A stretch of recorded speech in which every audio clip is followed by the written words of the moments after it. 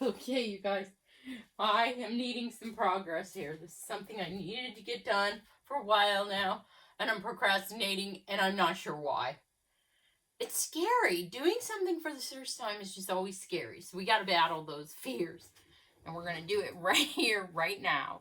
I'm standing on a ladder, a little bit dangerous, but I don't really have a table anymore now that the sifter is here. I put this thing here for the sifter. So I've got 4.5 gallons of water, and this is my composting bag. Okay, so the way I'm gonna do it is I put the bag in instead of just putting all those castings into the bucket of water and then trying to figure out, okay, pour it into this to sift.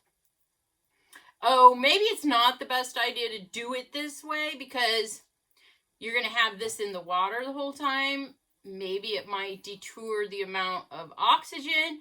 Heck, you're going to have to do so many scientific investigations in order to figure that out. But we always put the bag in when we do extracts anyway, so I can't see a problem with doing it this way.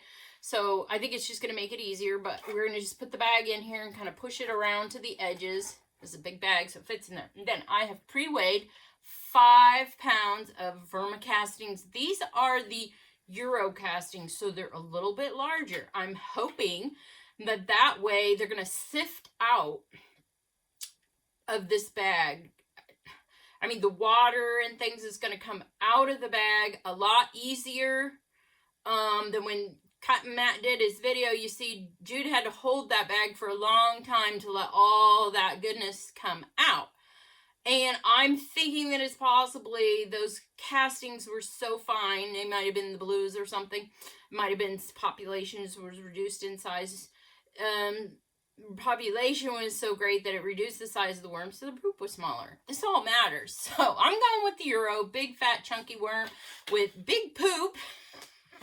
These have been dried down, so what I'm going to be looking for is whether the biology becomes active again after I put it into the water.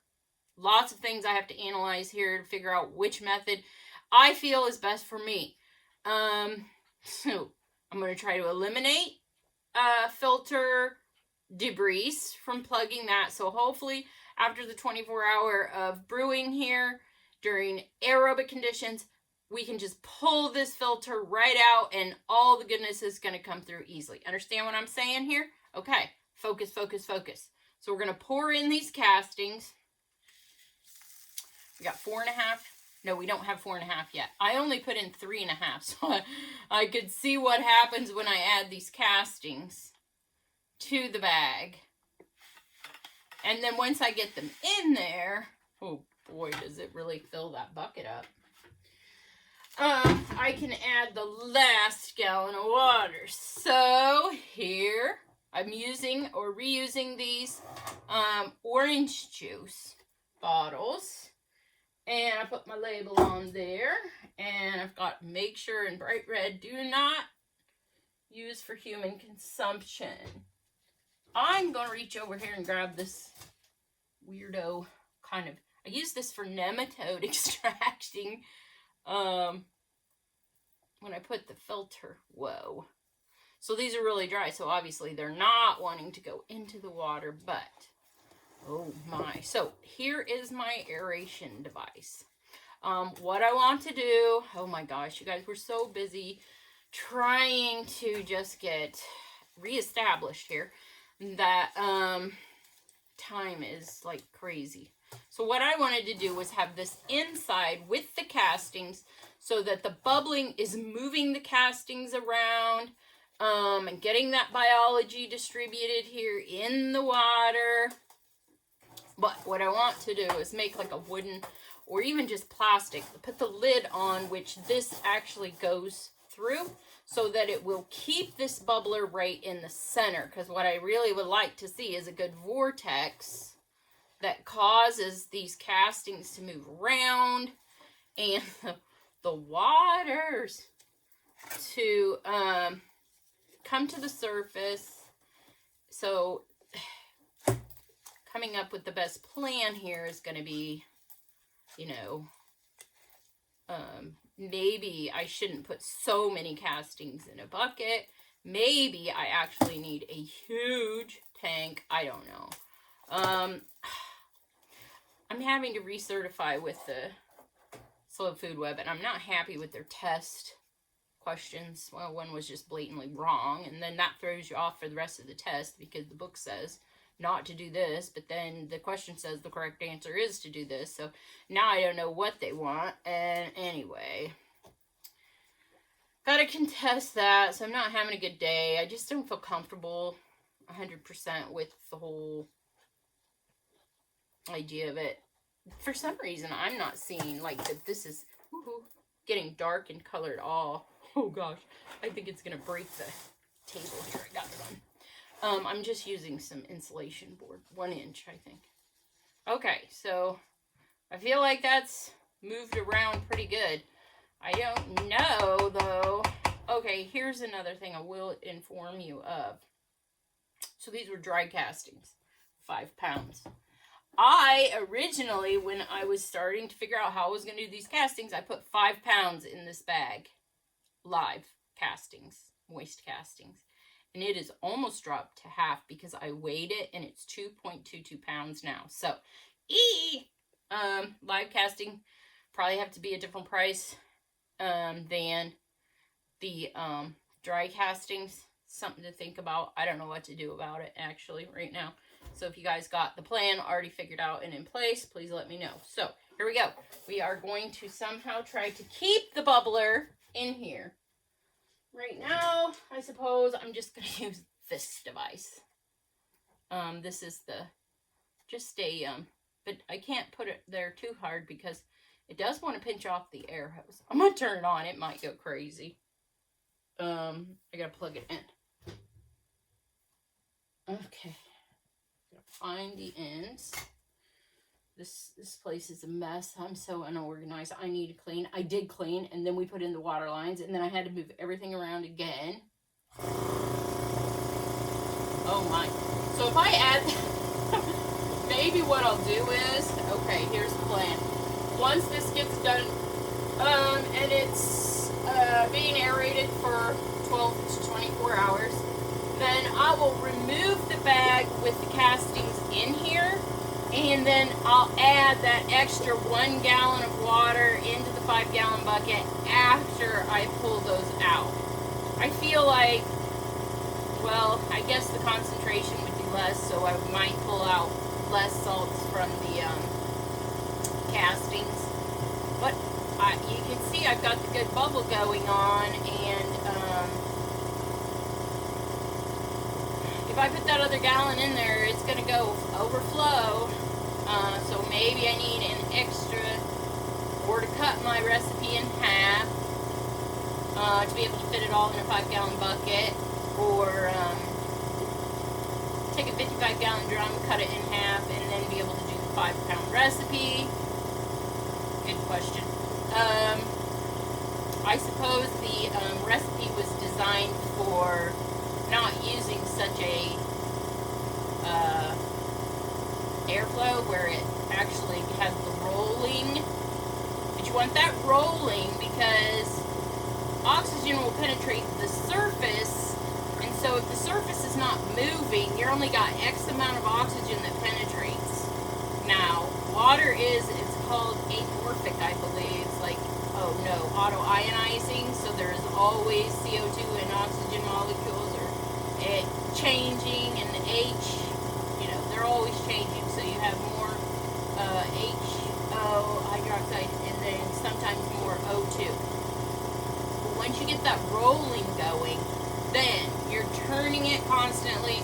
That atmospheric pressure is penetrating the oxygen in that top surface. So if you can understand that when it's just sitting there, you're not getting much oxygen. So when you get that rolling bubble, that rolling vortex going, now you're penetrating oxygen all the way in with that vortex. So that's the majority of where your oxygen comes from. Not from this machine putting air into the water. All that's going to do is cause the air to come straight back out. It's not necessarily forcing it into the water. Okay? what that's doing, though, is it's our way to create the vortex. It's our way to make water move.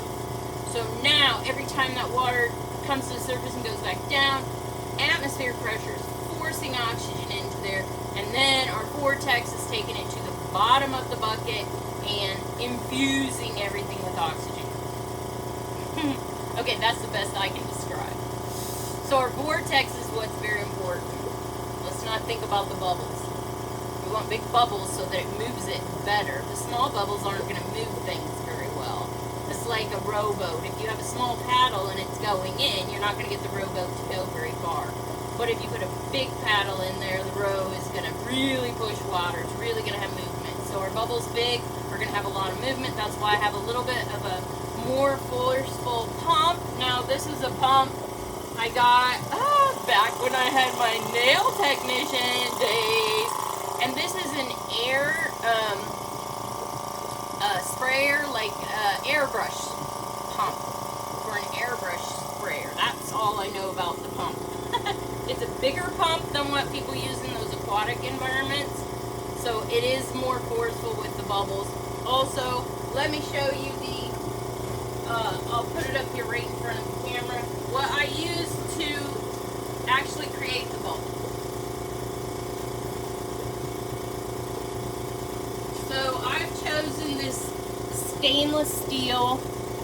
It's only about an inch or more long, but it really does a great job, and it doesn't fall apart like those stones do, and it doesn't harbor the bacteria in there. So and you can scrape the biofilm off, and then you put it in what I use is peroxide, and then that will re-sterilize it for the next group. Then okay, this is it. We just let the biology go. Since it's completely dormant, I'm going to brew for 24 hours.